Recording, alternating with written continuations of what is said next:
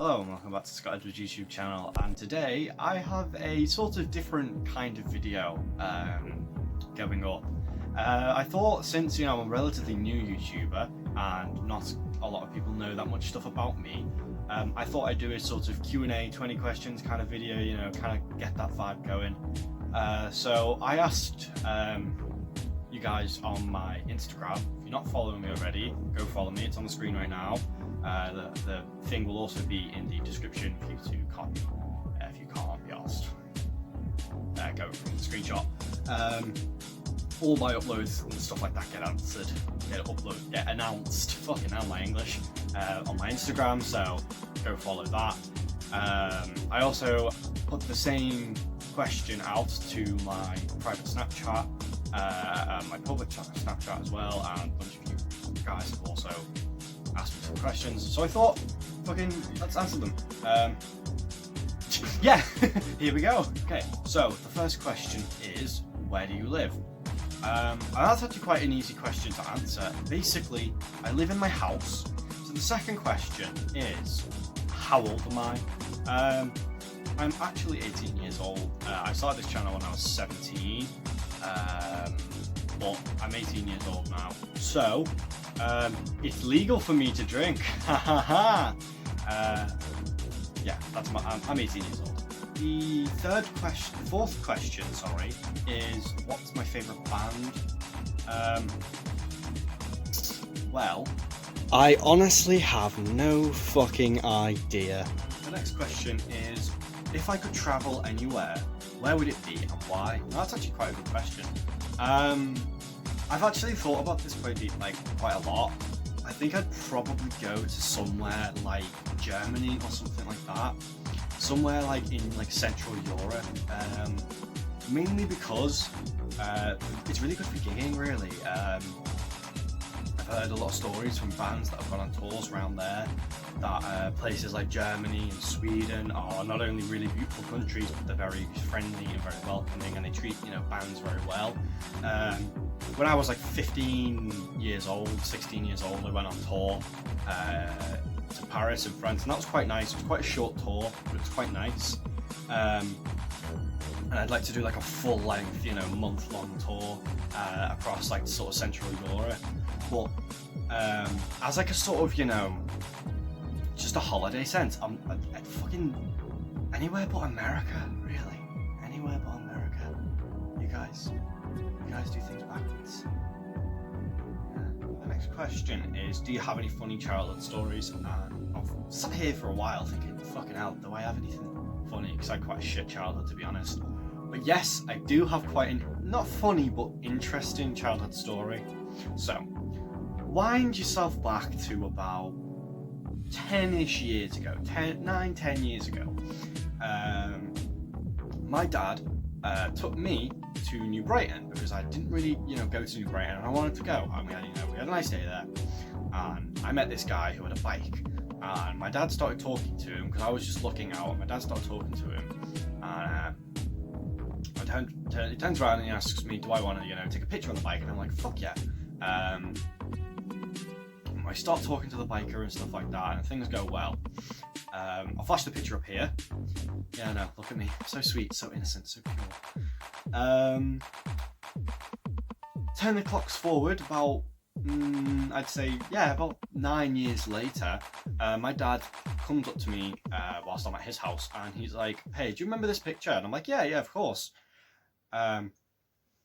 And he was like, do you know the guy that, do you remember the guy that, who owned the bike? And I was like, yeah. Why? Turns out, that man who owned the bike was actually someone who I've done a gig for, during my high school period. And I had no idea, because I didn't recognise him, because obviously I was only a little kid back then. And he changed quite a lot. When I vaguely remember he had long hair, your typical biker kind of thing. But yeah, it was the manager for one of the first bar that I ever went to. It was his cousin, technically. Yeah, so I technically done a gig for him, which was weird. It was interesting. Yeah. wouldn't say it's quite, you know, funny, but I just that sort of story came to my mind, and there's actually quite a lot of like experiences I've had like that, where I've realised later on, like, holy shit, I already know this person and I'm interacting with them now.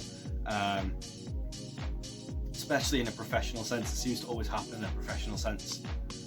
But yeah, that's the funny, interesting story I've got from my childhood. The next question is, what am I wearing?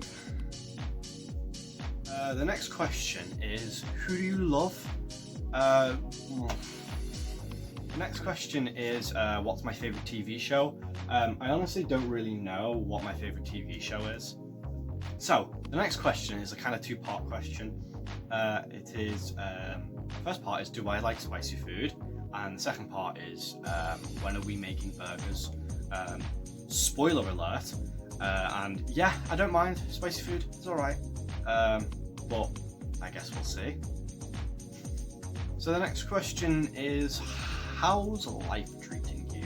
I'm okay, you know. I've not really been I've been doing things, but I've not been doing as much as I would like to. I went in detail about this on my Snapchat story, but basically because of the Backstreet Boys tour, I've not really been able to do what I want to do. You know, I've wanted to do a lot more videos than I've got going on right now. But you know, it is what it is. I'm doing what I can. You know, a bunch of stuff's happened with Black Rose. I'll make a separate Black Rose video discussing that. But other than that, you know, I've just been sort of like coasting along. You know, trying to keep myself busy, making sure, you know, I'm not falling into like ruts or anything like that. You know, alcohol college is coming to an end soon, which obviously you know, as a video. The next question's about that as well. But yeah, apart from that, I'm doing okay. You know, I'm here, I'm alive still. Yeah, so the next question is actually answered by one of my old high school friends, and is, I don't understand the full meaning of alcohol college. Fair enough. Let me explain. So, basically what I mean by that is I have joined this course, which is kind of like an apprenticeship, kind of not. You're not really getting paid, and you're not really working, but you are at the same time. It's weird. Basically, during this course, you have seen in the other video, obviously I'm making actual cocktails and stuff like that, but there's more to it than just that. During this course, you learn the ins and outs of being a bartender. You learn bar calls, you learn all the, you know, the equipment's name and stuff like that. You learn about alcohol safety and how to spot if someone's too drunk and what to do if someone's too drunk. You learn about Ask Angela and, you know, like abuse safety and stuff like that. Because you know, there's the fun side of it, which is making the cocktails and you know, trying different kinds of alcohol and stuff like that. And then there's the serious side of it, which is, you know, the customer experience and things like that. And you learn all of that. You also get put on a, like, I think it's about a 9-week placement. Now I'm only halfway through my placement. I should be finished, but I'm not, because of the Backstreet Boys tour. Fucking love that. So basically, I'm currently technically should right now. Technically I am, by law I am, but I'm not because of Backstreet Boys. But yeah, I'm currently doing a work placement. So during the work placement, you get put on a bar in Liverpool. I've been put in, I'm not sure if I can legally say the name, but I've been put in a Pan-Asian style cocktail bar that is doubles as a full restaurant. And I'm fucking enjoying my place there. It's really good. You know, the staff there are really helpful. You know, they've taught me quite a lot, and they've taught me more about service, and you know, because you briefly touch about speed of service and stuff like that during the course, but they've taught me more about, you know, how how to be more efficient on a bar. So say, for example, if there is a check on the rail, and you know, the bartender you're working with is doing that check, but like it's fucking long. Look at it and see, okay, that's, you know, 2 espresso martinis, 2 cosmopolitans, 2 pints of beer, and 1 pint of Guinness with 3 pints of Coke, 1 without ice. Sound okay? Whilst he's making, you know, this, like, the cosmopolitan, I can prepare the glasses for espresso martinis by cooling them, by putting a little bit of ice in them. I can also make the pints whilst he's, you know, doing the rest of the cocktails, and I can prepare the garnishes as well. And then once all that's done, I can do the pints of Coke whilst he's sending the rest of the drinks down to the bar. It's about working it, you know, in efficient ways. At the end of the course, you get a full BTEC equivalent qualification to put on your CV. They also help you by, you know, doing a job search thing, which lasts as long as you really need, but they aim to get you out within a couple of weeks. I don't think that's gonna happen.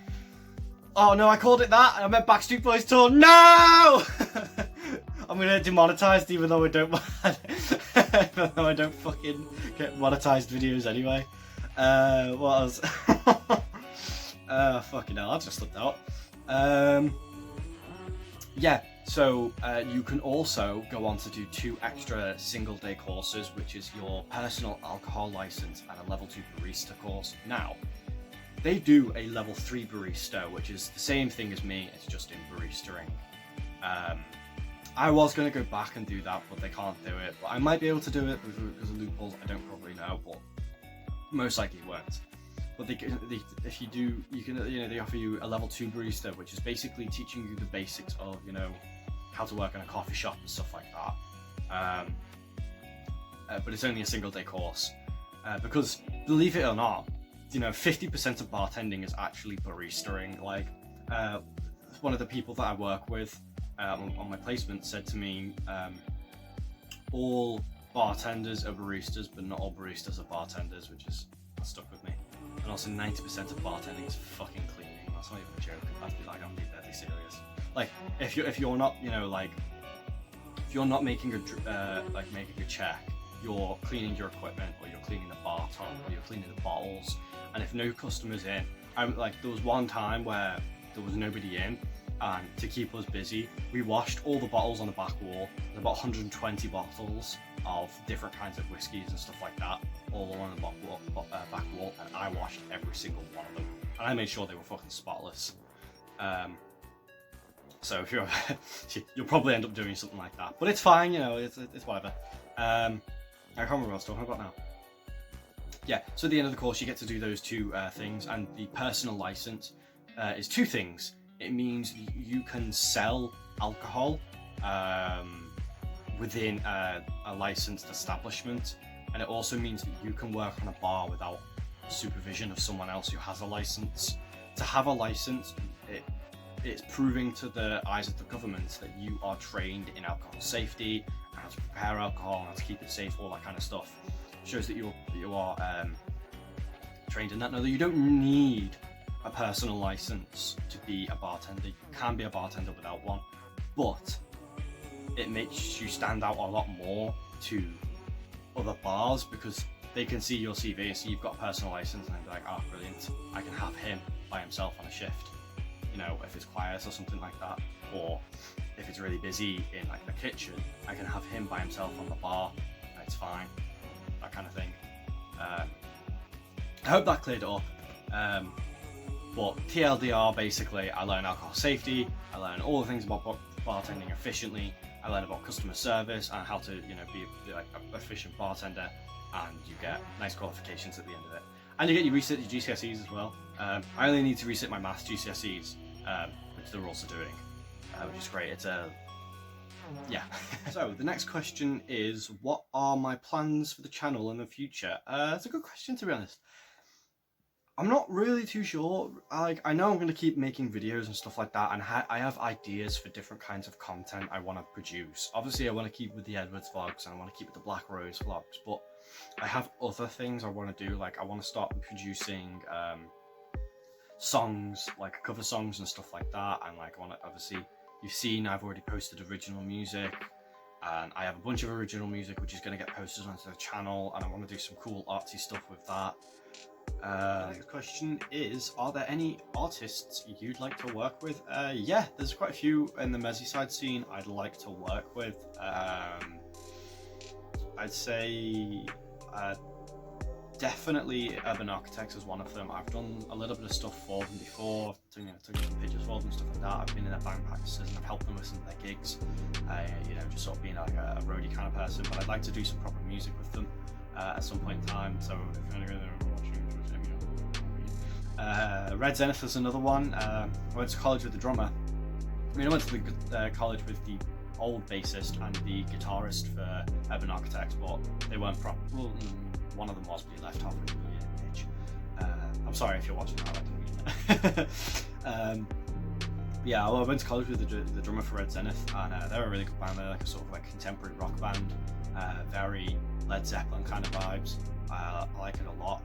And then there's one more. Oh shit, this is gonna be embarrassing. I can't remember their name. The thing is, I know the guitarist. Skinner's Lane. There you go, Skinner's Lane. Yeah, I'm so sorry, mate.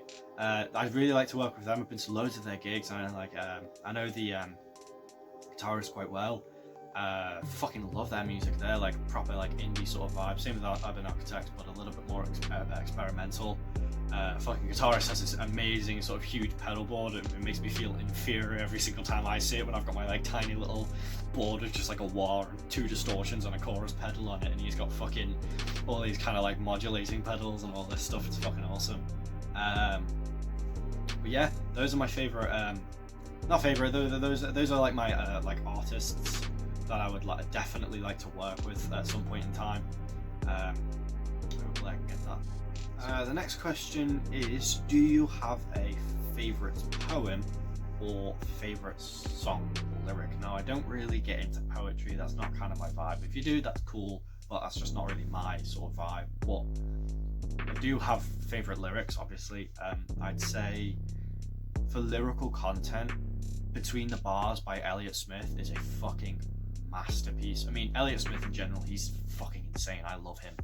But Between the Bars, I don't know. It tells this like really heavy story about like a man like struggling with drug addiction and alcohol addiction and stuff like that, and because it feels more personal to Elliott because it's very similar to what he was going through during the time of him making that song. And yeah, no, if you ever get a chance to listen to Between the Bars, it's on YouTube, it's on Spotify and all that kind of stuff. It's fucking brilliant.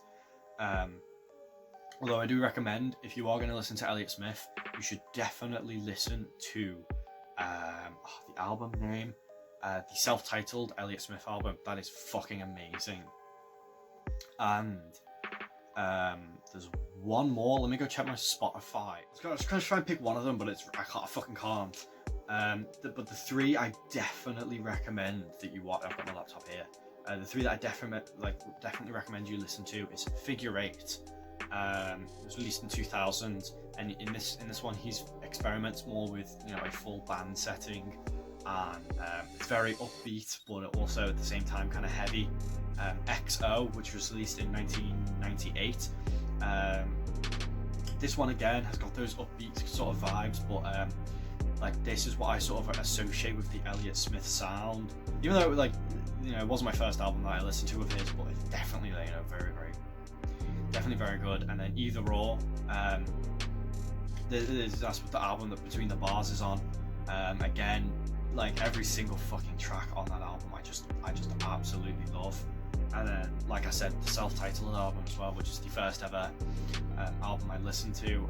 Slight sad story about that album is when I first discovered Elliott Smith, my granddad had recently he'd passed during that time, and I remember this one time I just put on that album and just didn't stop listening to it, and had my big sad moment. But every single time I listen to that album, it reminds me of all the good stuff that I did with him.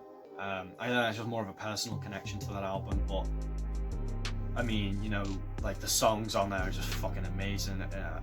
Needle in the Hay, Clementine, which I actually learned, which is the first Elliott Smith song I actually learned. Southern Belle, Coming Up Roses, all of them are just very, this album has a very stripped back sort of feeling, but it's just so good, honestly. If you ever get a chance to listen to those albums, just listen to Elliott Smith. It's spot on. Next question is, What's your favourite game at the moment or of all time? Now, at the moment, and I did kind of make a joke about it before, being the person I love, is Borderlands 2. I fucking love this game. I'm playing through it again. I've played through it so many times, but I recently got the DLCs for it as well. I'm really loving the Captain Scarlet and a Pirate's Booty DLC. It's fucking so good. It's really funny. There's loads of really good weapons. You know, it's a proper fleshed out campaign. I feel like I think it's the longest out of all the DLCs. But the Borderlands series in general, I fucking love. But my favorite game of all time definitely is going to be Star Wars Republic Commando. You probably won't be able to play it unless you've got an Xbox original or one of the Xboxes that can backwards play. And if you download it, but if you ever get a chance to play it, I'd say definitely play it. It's a campaign story. It tells the story of 4 Republic clone troopers that are, you know, spec ops basically. If you're into like your Call of Duty sort of stealth missions, the entire game is basically one of them. But yeah, no, if you're big into your Star Wars Legends lore, I'd say definitely that game is fucking amazing. Unfortunately, it never got a sequel and it never got a remaster or anything like that, and I think that's fucking heinous, honestly. I really fucking love that game so much. I've played through it so many times. I remember what happens at the end. I'm not going to say just in case you've spoiled it. Just in case I spoil it, you know, if you intend to play the game or whatever. You can pick yourself a copy. I think it's about £5 for the Xbox original.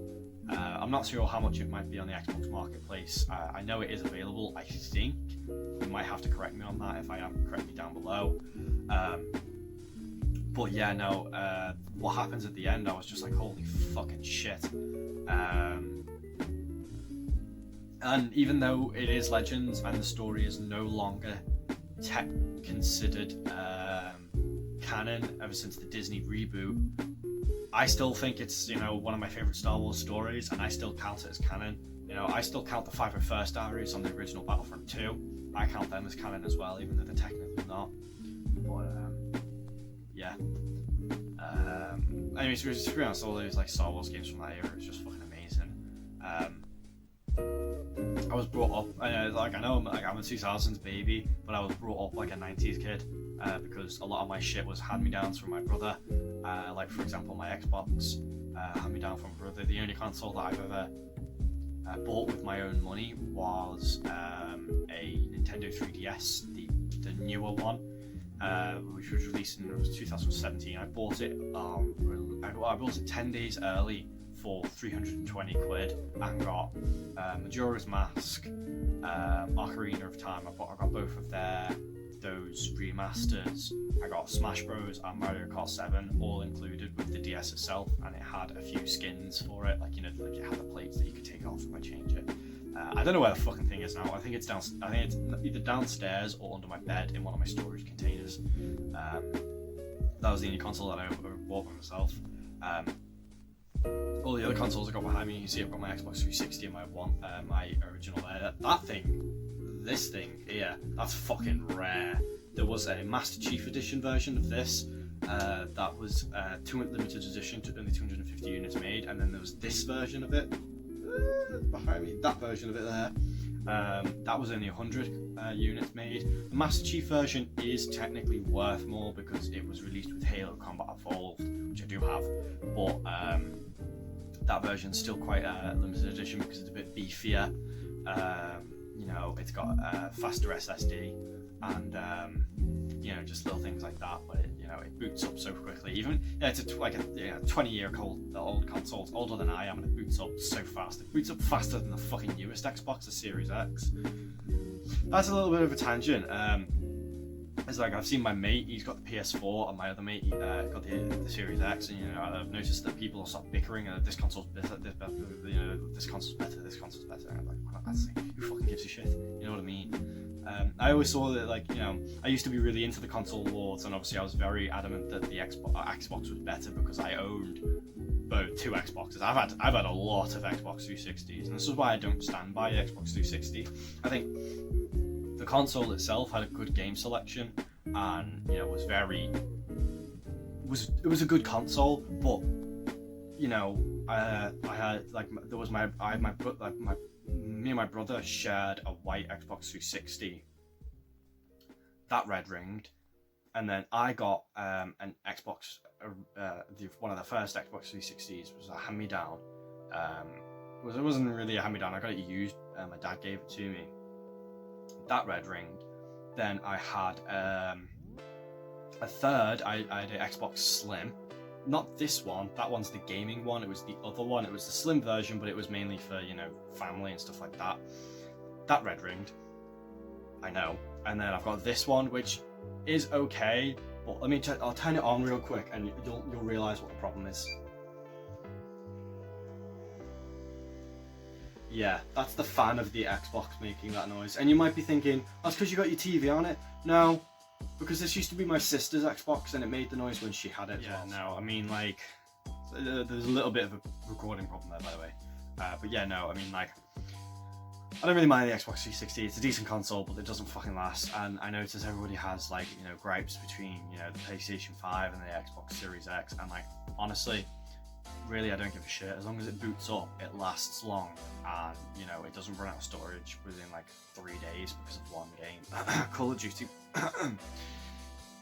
Yeah, I don't really care. And the PC Master Race is like, I can play a game with 120 frames per second.